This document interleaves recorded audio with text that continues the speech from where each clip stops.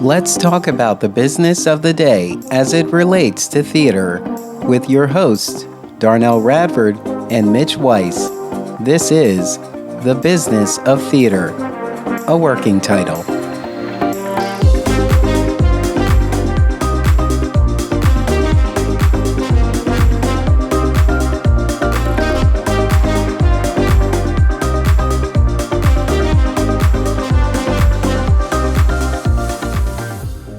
Mitch, I know we're looking for a working title.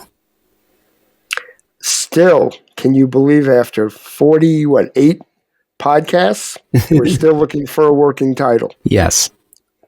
But we cannot name the podcast The Business of Theater, Grow for Me. I beg your pardon. You're absolutely right. We cannot do that. Yes. Okay, I'm glad we threw that one out quickly. All the working titles are rejected titles, actually. That's right. That's right. I still think we probably should name it We Are Hamilton. We Are Hamilton. And that I thought it was get us more viewers. I thought it was We Alone Can Fix It. No, I don't want to keep that one. Yes. The one we did agree on was Send Me Money. Yeah. Yeah. Please send money. Okay, this is The Business of Theater, a working title. I'm Darnelle Radford. I'm Mitch Weiss. And let's get down to business. Mitch, I was just thinking about the, marketing genius. I don't know, just the marketing. It works. When I was thinking about the production of Little Shop of Horrors off Broadway at the West Side Theater. I am pleased to say it's across the street for me. Yeah. Where I actually live. Also, I have worked in that theater a number of times. Mm-hmm. The staff is wonderful. It's a uniquely troublesome theater, and when they have a hit, none of those problems matter. Yeah. And this is definitely a hit. Of course, Little Shop ran forever in its initial off-Broadway run at the Orpheum Theater in the East Village, which was also the home of Stomp, which ran for like a gazillion years. Mm-hmm. It's one of those theaters that just lucks out. It had a wonderful general manager who was there from the beginning and is very proud of that show. And, of course, now it's found a whole new audience off Broadway. Yeah. I just I think it's great because, I haven't seen it yet. But I've been following them. And so every time they announce a new Seymour and and Audrey, it's like, oh, okay. And so you're just sort of peaked again. Like you become aware of Little Shop again. But that is market, the producers of the Weissers, Fran and Barry Weissler, they originally had the Broadway show Grease. They also have Chicago.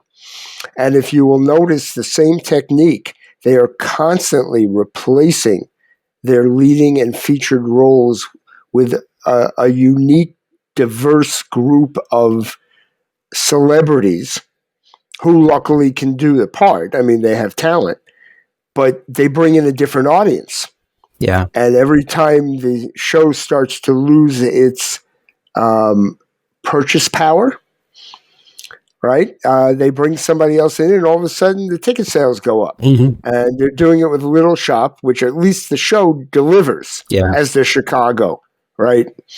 The shows do deliver, but it helps to have a reason to make the newspapers. Yeah. And I also think what's good about it is that the ensemble gets more opportunity to work more consistently. If they're just replacing the leads and they arguably keep the ensemble, then the ensemble is continuing to play. Yeah, they have a job. There's no question. Yeah. So that's good on Little Shop. It's also and again, we don't want to spoil this for the audience, but spoiler alert: the movie ending is not the show's ending. Yes. Right? The Hollywood said we have to have a happy ending, and a spoiler. We're going to do the spoiler alert. The audience gets eaten by the monster in the theatrical version. Yeah. So, that's a lot of fun. It's a nice surprise, but they wouldn't allow them to do it in the movie. Yes, I saw it on Broadway, which had to be like 2010.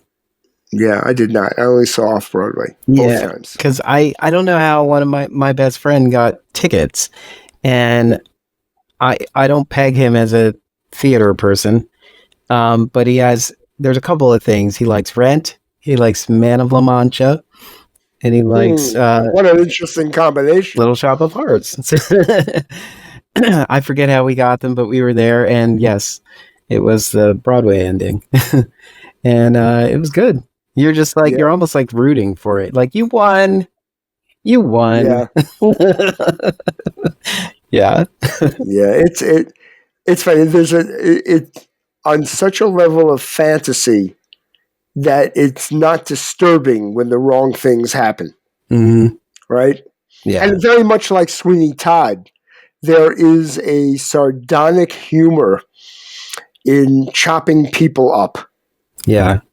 And I think in many ways, Little Shop and Sweeney Todd have that in common. Well, this is going to be exciting because they have for Audrey. They have cast a drag queen, Jinx Monsoon, who had a stint in Chicago, right? But also from Drag Race. And I'm just so glad that Jinx is being so well received on Broadway so far, or just in the theater scene. I think this is going to be an interesting pairing with Corbin Bleu, right? Corbin Bleu's coming back, right? Mm-hmm. Yeah. Yeah. Listen, it still comes, at least on Broadway and off Broadway, it still comes down to, if you have talent, we can support a lot of different things. Other than that, it's a gimmick. Mm-hmm. Right? And if the person playing a role delivers the entertainment, has the voice, can act well enough, and the show works, it's like, well, what a delightful thing to see. Bring them on. Give them the next show. And as listen, Corbin Bleu by himself is an interesting problem for me. He keeps getting these, how should I put it? White Christmas, Middle America, family shows that drive me personally crazy because I don't think they're that well written as scripts. Yeah. And yet he is always able to do everything he does at 110%. Right? Yeah. So because we have Disney Plus, and we're odd birds. We did watch High School Musical, the musical, the series. Yeah, no, we've all seen it. Even if we were disgusted, we saw it. With Corbin Bleu popping up here and there. Yeah. It's so funny because even in the dialogue, you could tell that Olivia Rodrigo was over this. Yes, yes. I'm bigger than anything on Disney right now. Okay, I don't have time for this. That's funny. You're absolutely right. Yeah. But she wasn't a draw. I don't know that she helped ratings though. I don't think she had a thing to do with it. And but who's the big hit now? Zendaya. She has proven herself over and over again, and she truly is becoming a movie star. Mm-hmm.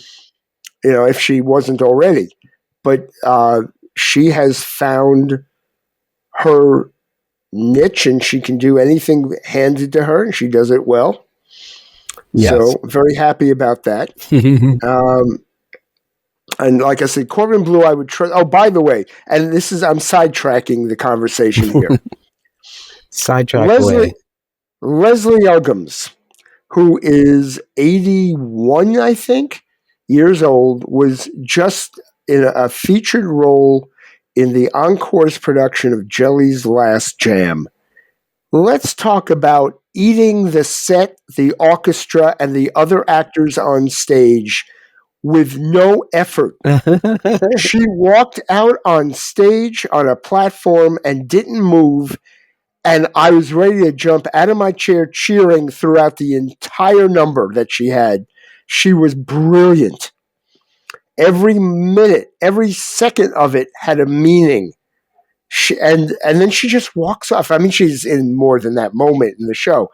It was a wonderful production. They did it in 10 days rehearsal, which makes you wonder, why does it take 5 weeks for a musical to rehearse day and night, when in 10 days they could put this show together and wow us?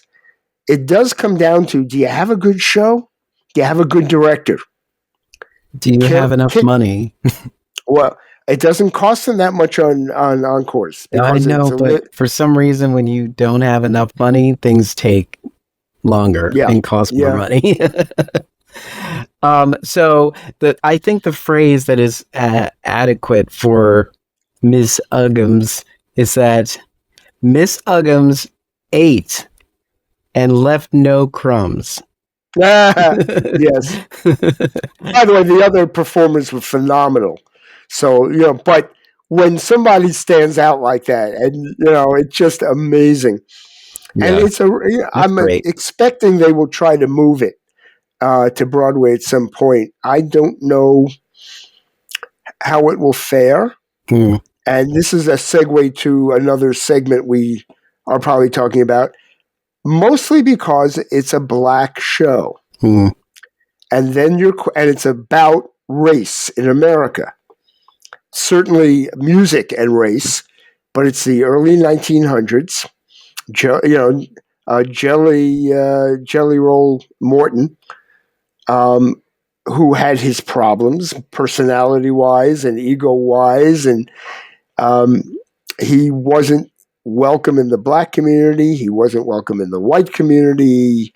All sorts of different issues in this tap dancing show that is all entertainment, and some amazing solos. The females soloists that come out that have different roles, each one of them eats their own portion of the stage. So you go through this thing, and it was a tightly directed. Robert O'Hara directed it. Again, another success. I hope I don't get this wrong. He did the phenomenal production of Raisin in the Sun at the Public Theater last year.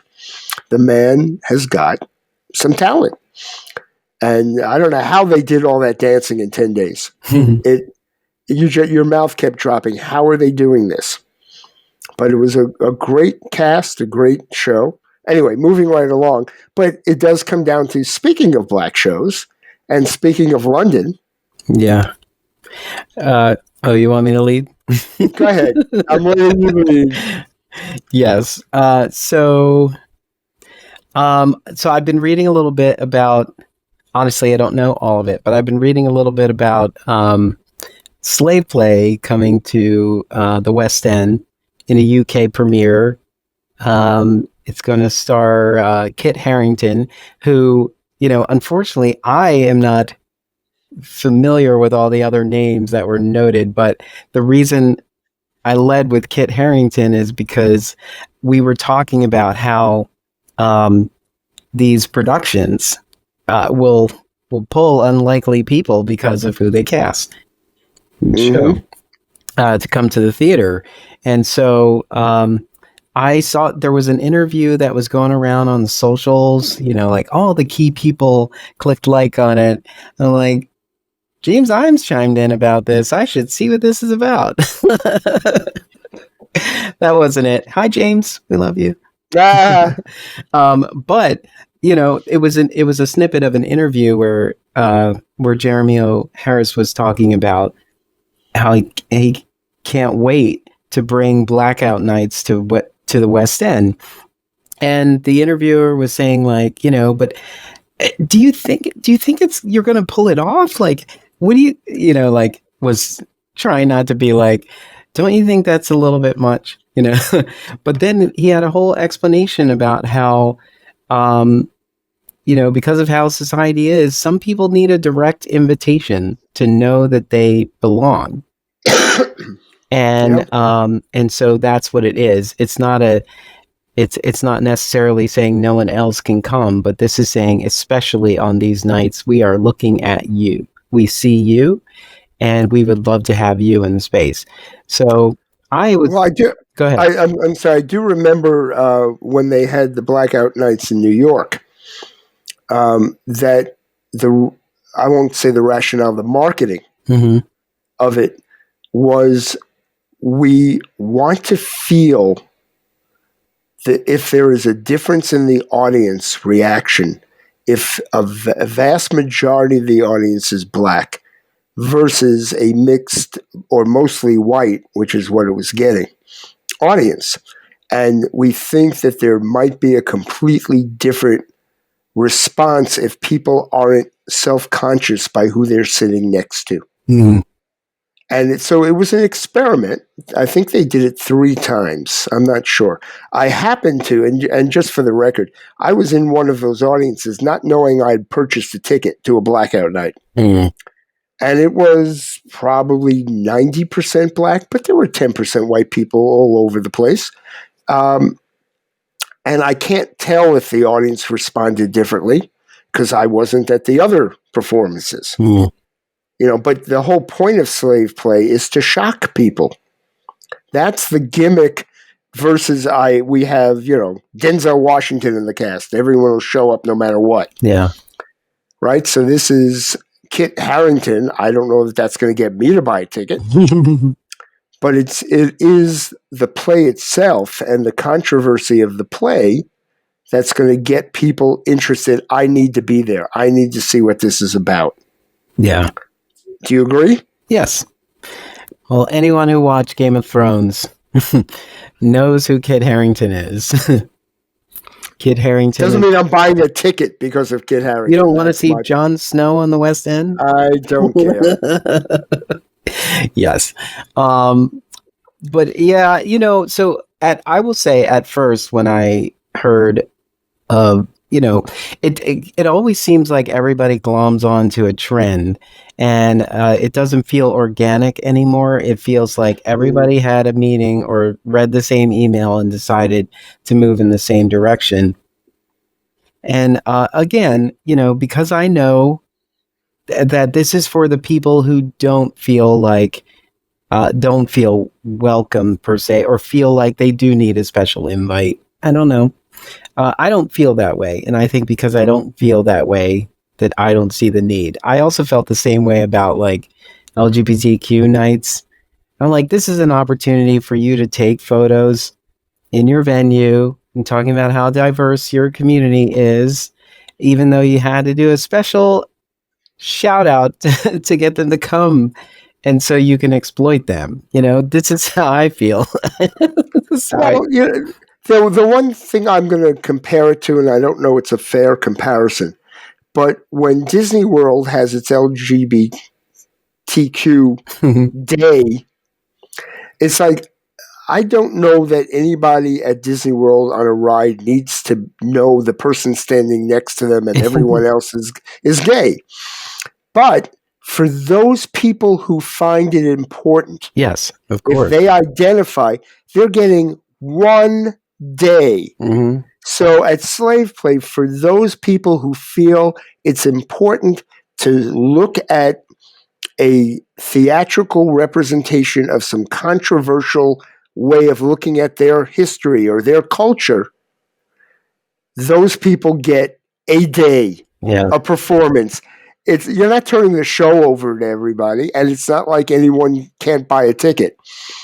I think it's just the different strokes for different folks syndrome, mm-hmm. and it's a nice gimmick. It's more than a gimmick. For some people, it's important, and perhaps we just allow. Here we go, a really bad comparison: cable TV streaming versus network TV. What we discovered on network TV is they had to hit the lowest common denominator to get the most people to watch. Then we hit cable TV and found out, oh, if you like looking at National Geographic photos and there's only 1,000 of you in the entire world that care about it, you get your own channel. We don't care that the rest don't want that. Yeah. And then they could have a cooking channel for those people like myself who don't care about cooking. And then you can, on and on, then you can have a black channel, black-owned channel, which has both black and white shows, but emphasizes a few more productions that are black-oriented. To me, it's the same thing. You're just allowing for variety. And we're also just pointing out what's wrong in society.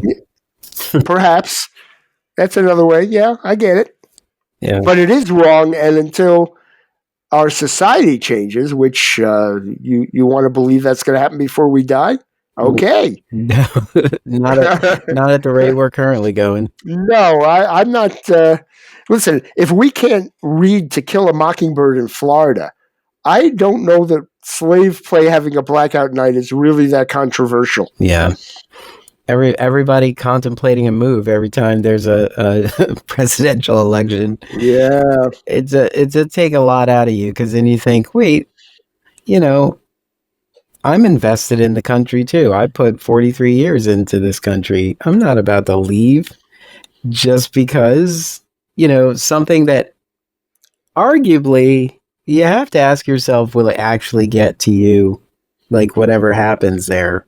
I'm not saying, I'm just saying, like, these are some of the things we say in quiet, where Right. we actually, it's like, I'm paying attention so I know what to look for, On the other hand, our fear is, and it's a fear, that's all, not all, is it's happened before. People were surprised they didn't know that it snuck up on them. I'm not saying we should ignore it. I'm just saying.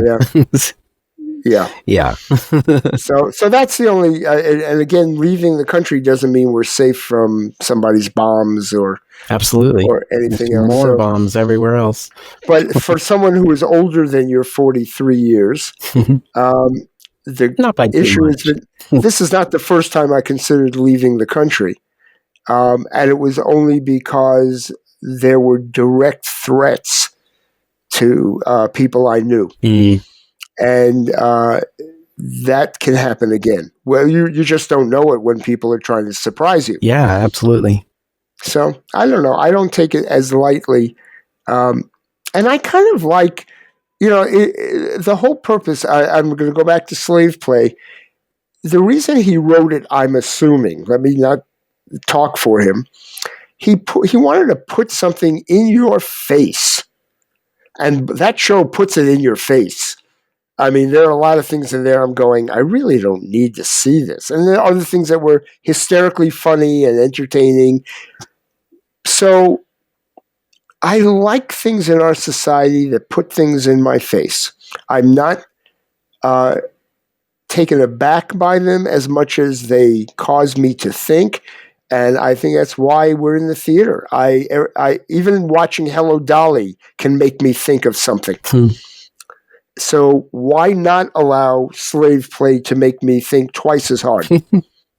You're watching Hello, Dolly, and you're like, I should get those red tablecloths. I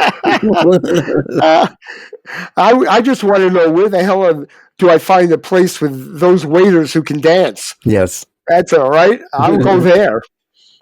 It's like, we should do the living room like this. Rich red.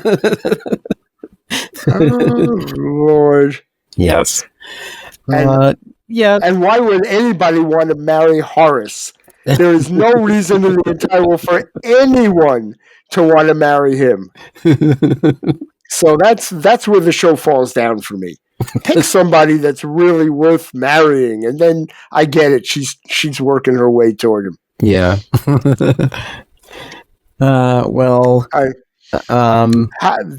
This is a diverse conversation. Yeah. From slave play to Horace Vandergelder. Well, yeah. finding ways, finding through lines. How did we get here? Right. Yes. Unbelievable. I always had to throw a ditty in. Anyway, let's talk about, if you don't mind, the way theaters are built, or how uncomfortable they are.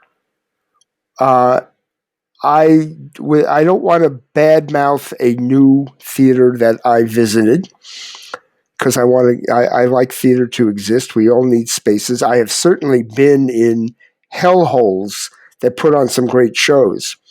However, why do you need to cramp me into a seat and make me as uncomfortable as possible just because I paid $200 to see a Broadway show? I get that you're trying to get as many seats as you can, but these venue owners, luckily not all theaters, the newer theaters have a lot more room. But the older theaters, I think people were only 4'10" and probably weighed under 100 pounds each prior to 1940, I'm guessing, because how else are these seats legitimate for us? I mean, don't they? Well, they don't always take the seats in a Four Walls contract. Sure, there are theaters that, not on Broadway, but there are theaters that are flexible seating. But those are usually a version of a black box. You know, we do have a new theater in New York called PAC, which is actually the Perlman Performing Arts Center, which is the PAC part, but Perlman down by the World Trade Center. It is stunning outside. I don't have a comment on it yet, but it's a flexible space. I'm told they have, I think, 3 different layouts that they can have between the stage and the audience. They can build a thrust stage, a proscenium stage in the round. They have a couple of configurations. I don't know how they do it or why. To me, the most important thing is keep the bathrooms near the seats. Make sure people can find where they're supposed to go. And most importantly, which is hysterical, is there are so many theaters, especially at colleges around the country, in which the architect didn't know that you have to hide the lights, that they shouldn't be sticking out of the proscenium or, right in front of someone's view so you can't seat them in half the seats because they're being blocked. The idea that we have shows, including on Broadway, that are partial view or bad views is outrageous. Then change the show to fit the theater, right? It doesn't make sense, but we still have them. Anyway, that's my pet peeve. I am tired of sitting in uncomfortable seats. And, of course, you have a great show. I'm going to hearken way back to Nicholas Nickleby, which was an 8-hour show on Broadway, brought in from London, done in 2 parts. Basically, you could see the matinee. They gave you 45 minutes for dinner, and you came back to see the second half. Oh, was that uncomfortable?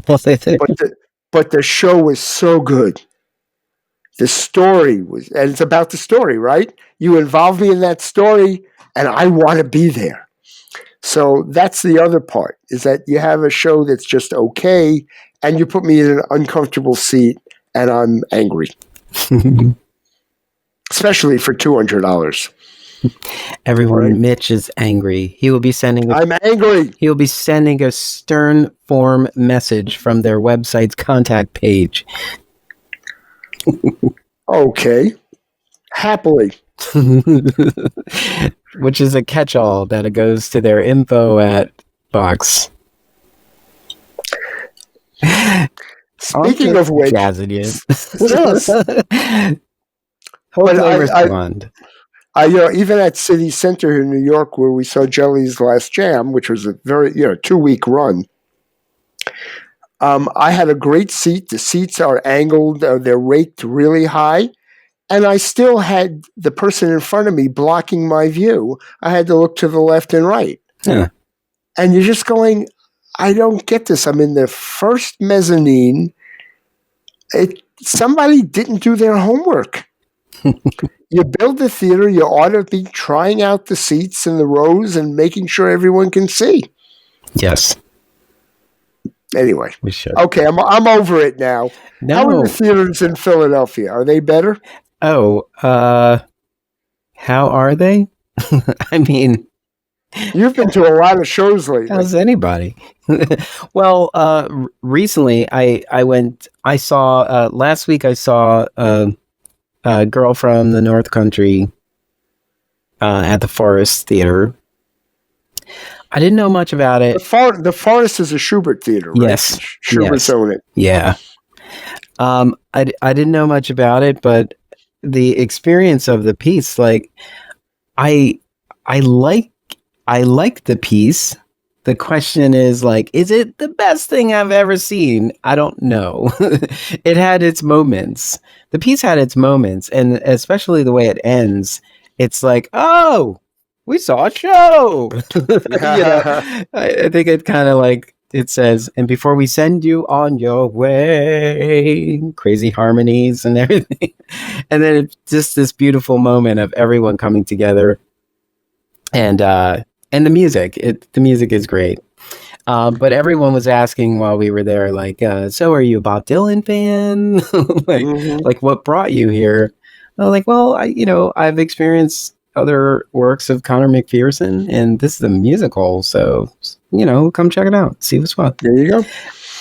And here, still the argument is, and for those of us who just like going to theater, there needs, and we've got to fix this. I don't think it's going to happen, but somewhere in the new normal, there's got to be a place for us to see things that are okay, and that still entertain us, but may not be, life-changing theater. And then when something is life-changing or is just spectacular, that we get to move it somewhere where it becomes like the theme park shows on Broadway. Yeah. The Wickeds, the Book of Mormons, the Hamiltons that are just going to run for years and years and years. But that should not discount the other shows that should be there for a limited time and you try them out. But they also should be at a different price. Yeah. Well, the thing I also noticed about Girl from the North Country, right? It was on Broadway in 2021, right? Right. I think that's correct. And I feel like a lot of things were just forgotten in 2021. We were still in a mindset of not quite back. And so we're aware of things, but like there's a whole lot where you can be like, I knew that was out, but I didn't make space for it.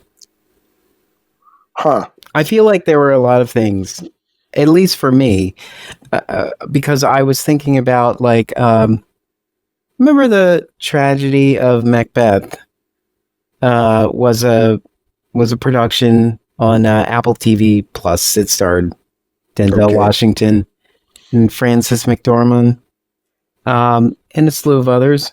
But I remember it being there and saw this like epic trailer, and I didn't watch it, but I had it bookmarked, and I just got sidetracked by a bunch of other things. That was also in 2021.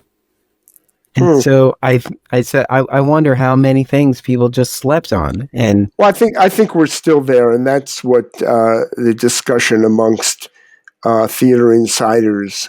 The audience isn't back. Yeah, we do have the theme park audience. They will go to something they know and they'll be entertained with, and they'll see the big hits. But we have so many new shows that were in the wings waiting to happen, and they didn't have the patience to wait until the audience came back. And it's still not back completely. We do have 18 shows opening on Broadway, hallelujah, between now and the Tony Awards. In the words of a very famous producer, it's going to be a bloodbath. They're going to lose their shirt, and by July 4th, 90% of the new shows will be gone because there isn't the audience to fill those seats. And that doesn't mean Broadway's not doing reasonably well, but there still isn't quite enough, and especially at the prices being charged. Yeah. You can get a seat for $40 if you're willing to sit way in the back.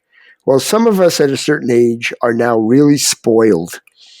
I am not willing to. I used to, when I was a kid, I would grab standing room. I would grab the last row or two, anywhere I could sit. But I remember not even hearing half the dialogue while I was there. Yeah. So, and then you don't see the details in these wonderful actors' faces, right? And so I'm spoiled. So, but I won't spend $150, $200 on a show that I'm not sure I'm going to love. Mm. Yeah. I think most of the audience is feeling that way. So we're still in that problematic period and waiting for things to turn around. Regional theater, even worse.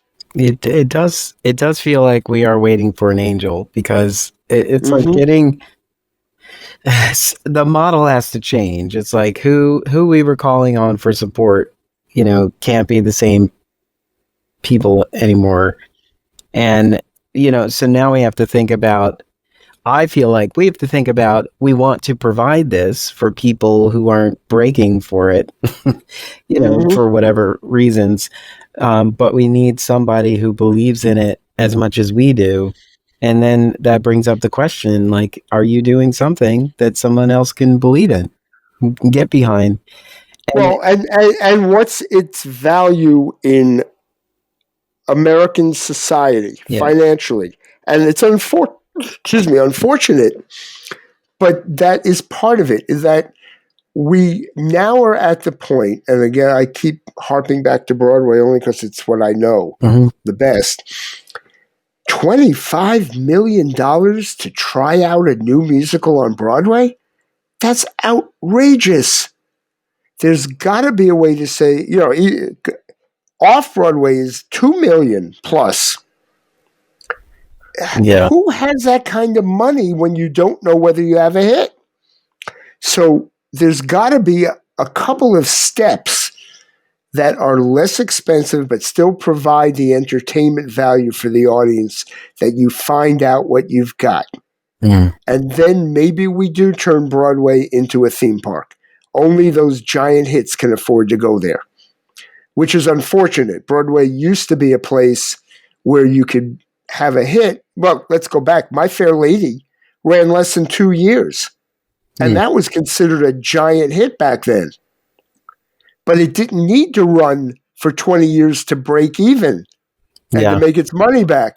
So, and before we get every conservative in the room saying, you're paying the stagehands and musicians too much. No, we're not. No, we're not.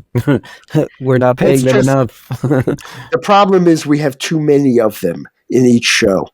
And I don't mean too many actors, too many musicians. You need what you need. Yeah. But there are expenses in there that we have decided we need to. And Disney brought this on, by the way. It happened when Disney brought its first show to Broadway. Everyone had to compete with the Disney scenery, right? And the Disney costumes. And all of a sudden, what used to be $800,000 for costumes became $3 million for costumes. And the next show felt they had to do it. The beauty of Hamilton is it's not an extravagant show. It still costs too much, but it's not as extravagant as many other shows, so they can make even more money off of their high-priced tickets. Yeah. Right? But that money is going to investors, not to the next show.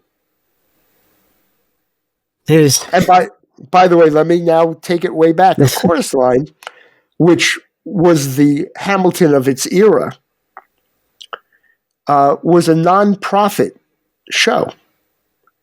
Every penny, and we're talking about hundreds of millions of dollars in the 1970s and 80s, hundreds of millions of dollars in profit, went back to a non-profit theater organization to produce more shows. It did not go into the pockets of investors. Now, that's an interesting model. The problem is, again, how did the nonprofit start? Who donated? How do you make that money? How do you get a show like A Chorus Line? All these questions. Mm-hmm. But Broadway is mostly commercial producers doing one show at a time. So they raise $25 million.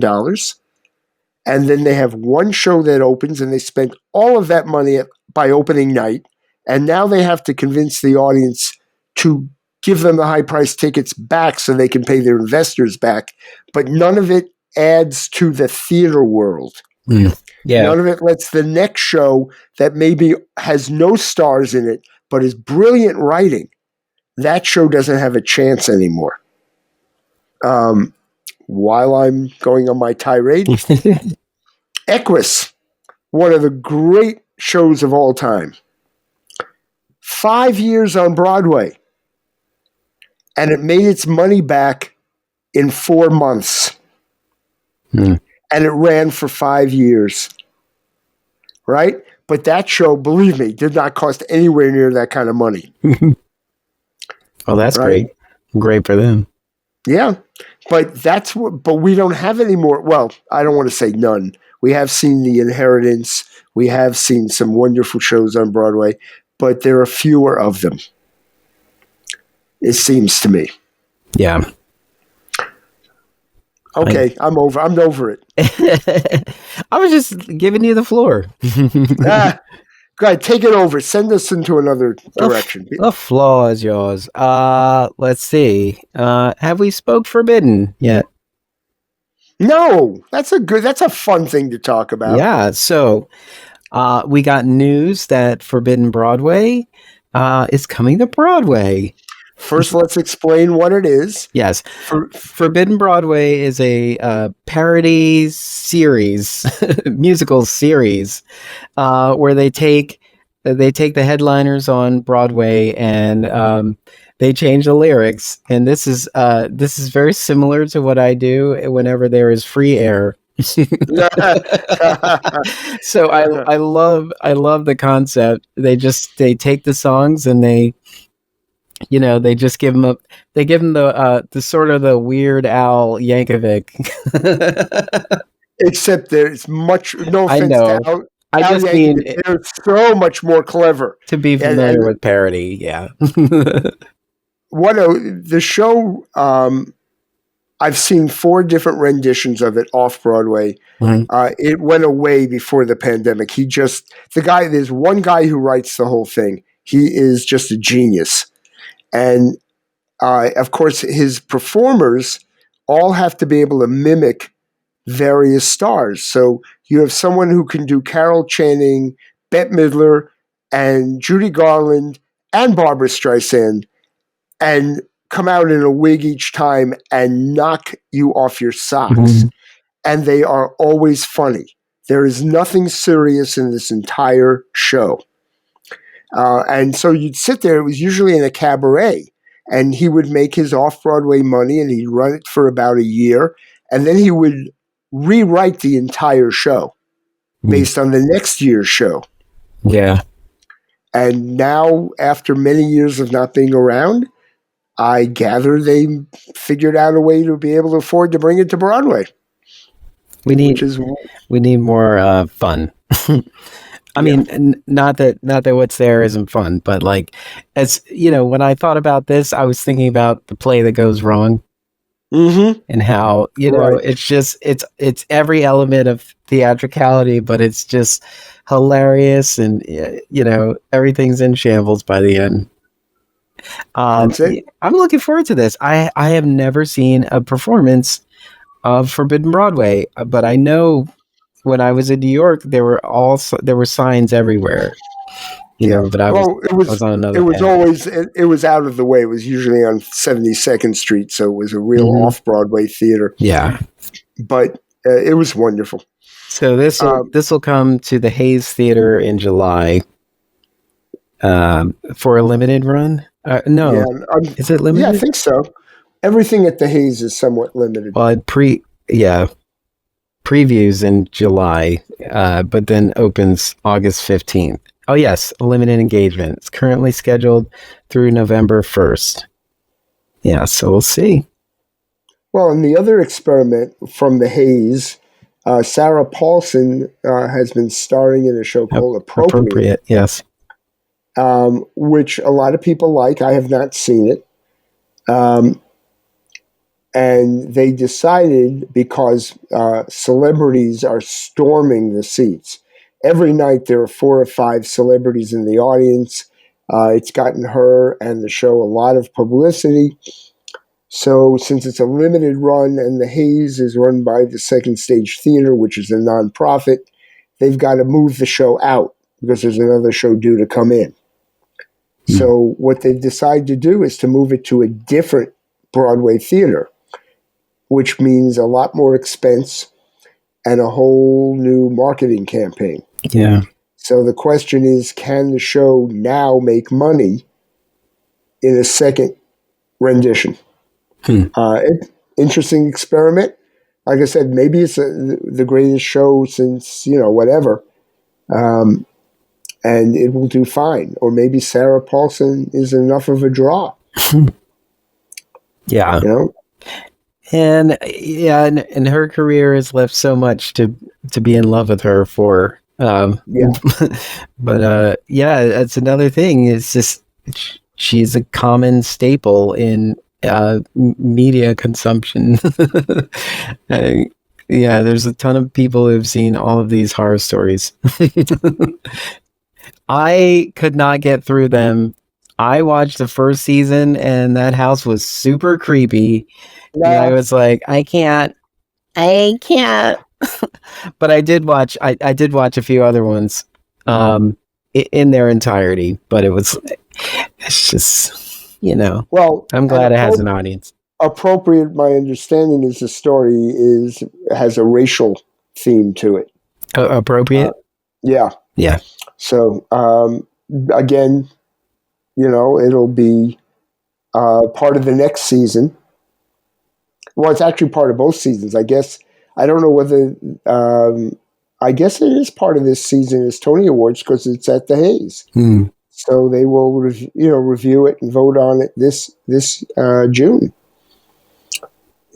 So if it wins something, then great, then it has a life beyond that.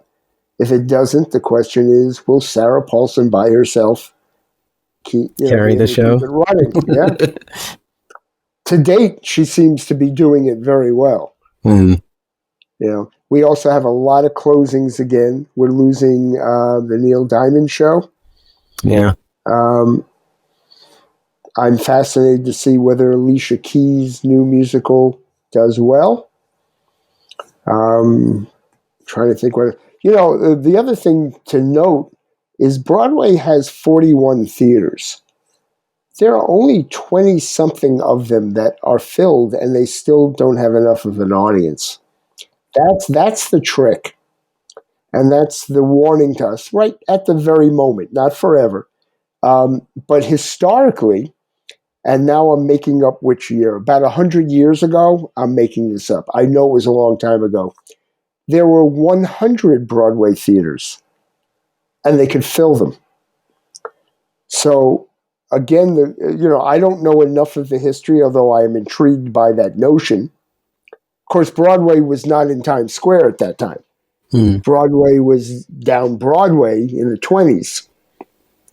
So, again, a lot of history for us to learn about. Yeah. I know that's so, when you think about that, not every space is being filled right now. There was a time where you had to I don't know, I can't get in there for 2 years, right. Right. And then there are shows that are successful that they're just going to stay in place. And, so that you don't have to worry about the Gershwin anytime soon. Yeah, and the 46th Street where Hamilton is, and Lion King, Wicked, they're never going to move. They're going to be there quite a while. And Book of Mormon quietly is still selling out. which is, and let's go back to slave play for a minute, right? We were talking about that. The roles for the black actors in Book of Mormon, rightfully so, it's South Park, it's supposed to be outrageous. So we've had outrageous before. Wouldn't it be a great gimmick if they had a blackout night for Book of Mormon? Yeah. I mean, think about that. The entire Mormon cast is white, and all the Africans are black, of course. So now they have a blackout. They could have a whiteout night also. They could do both. It could be a very funny little marketing ploy. And it sounds like the South Park producers. Yeah. Right? I think they'll test it out in an episode of South They Park. They should. I think if we can get them to listen, then we may have given them an idea. Yeah. Or better yet, have an Asian night out, right? Like you just totally go a whole different level. Yeah. I mean, if you think about, I mean, as I said, I just wish there was no need for these affinity nights. Yeah. Absolutely. But if we're gonna do it, there should just be like so we have an affinity preview week, right? Where it's just one whole week where they break down all the affinities. So if you come on Monday, if you come on Tuesday. But I think there is a way for them to be great, especially when you pair them with community partners, and and tie all that in. And if don't you think that's the way it is? It's slave play because of its title, because it's in your face, because of its subject matter. Yeah, that is specifically, we're trying to make a point. Mm-hmm. And whether you accept the point or not, whether you're outraged by it or not, the other thing, of course, it's a very highly sexually charged play. So you put that in there, and it's not like every show's doing it. It's one show. They're doing it for a couple of nights. They're getting our back hairs up. It's like, okay, no big deal. It doesn't really bother me. It's like, okay, it's marketing. All I think of, the press agents are sitting around and they're saying, what do we do to get in the press? I really, it's that much of manipulation. I really am that's pessimistic about everything. Yeah. Yeah, I think I might change the working title to Blackout. Okay. I think it's gonna work. But I wanted to end by saying a piece that we saw last season at Second Stage, White Girl in Danger. Mm-hmm. Michael R. Jackson's second play, play after A Strange Loop. A Strange Loop. Anyway, it's getting a cast recording. Oh, nice! Is it worth it? Did you like? I really enjoyed it. I would love to see a recording of it. I would love to see it again. Okay. I'm sure that they looked at it and said, "There's some tightening we could do," but I enjoyed the ride. I really, really enjoyed it. My partner got these tickets and he was so excited about it. And I didn't know anything about it till we sat down, and just waiting for the show to start. They had these interstitials that were playing before the show started, and at intermission, things like that. Because it's basically like a live soap opera, but it's also meta about it being kind of a soap opera. Mm-hmm. And so I just thought it was a lot of fun. So it'll be interesting to have this, even though it's off Broadway, but to have this cast, the first cast, capsuled. I think, and maybe this is what's really going on with our audiences. You and I, because we see a great variety of theater, it is the combination of what we see that informs us, that really excites us. You see one thing that has nothing to do with the thing we see the next day, and somebody else with a whole different perspective has a show the third day. There are people who come to New York and have one chance, so they're going to Wicked. And I think that's where we may have lost it, that if the shows were, God forbid, if they were all $50 a ticket, that maybe people would go 3 of the 5 nights that they're in New York. Yeah. And see a great variety of things. And that, to me, is the goal. But at the prices we have, I don't think that's doable.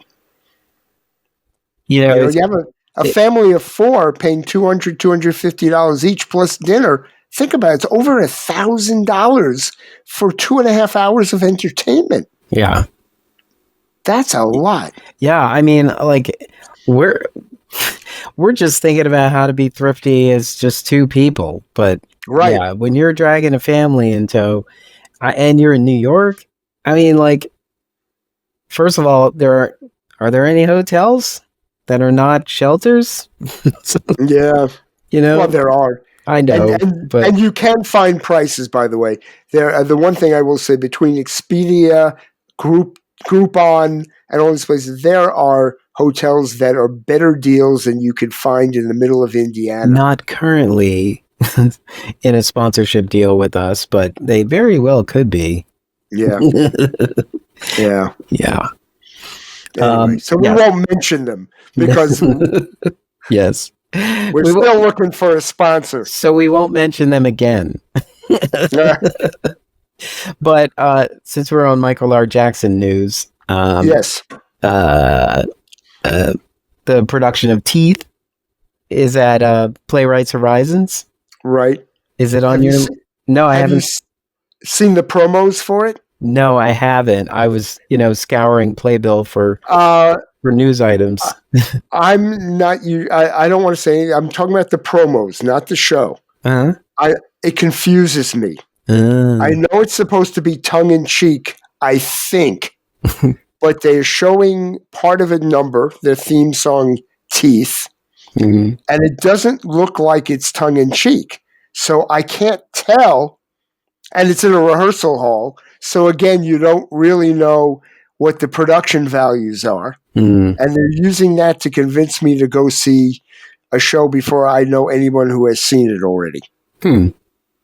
So, on the other hand, Playwrights Horizons is a great place to go and to support theater.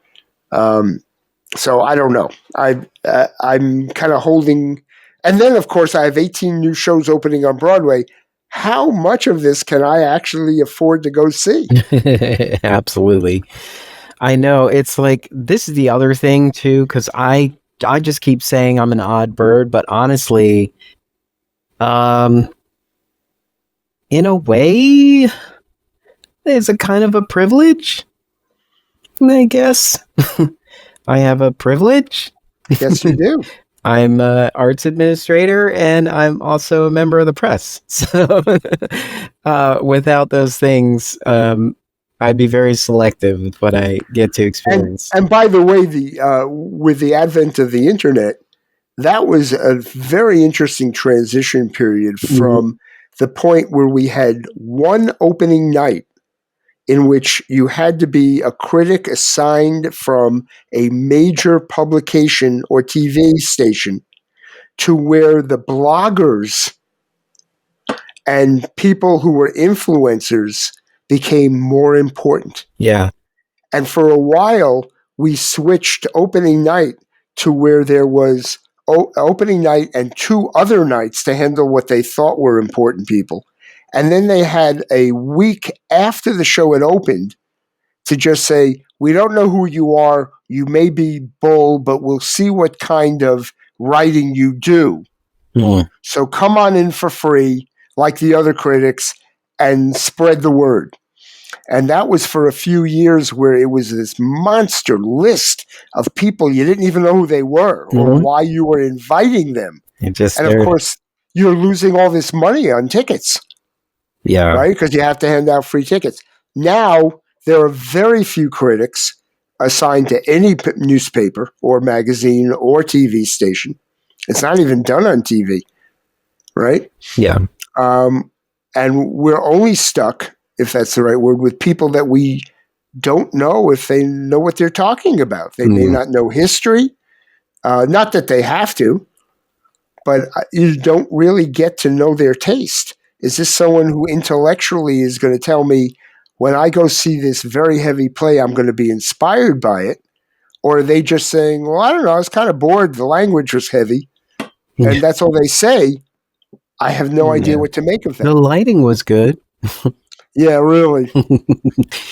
All you can talk about was that special in Natasha Katz. Anything Natasha Katz lights, I'm willing to go see. That's good to know. 8-time Tony Award-winning lighting designer, who I went to college with, by the way. She's just brilliant and represented all over Broadway right now. Anyway, yeah, I once again digress. And blackout. Yeah, on that note, that's the business of theater. We didn't do any singing. How about I did Lucy? I brought up Halloween. What did you sing? How did we get here? It was vague. Something else. How about Lucy is juicy but terribly drab?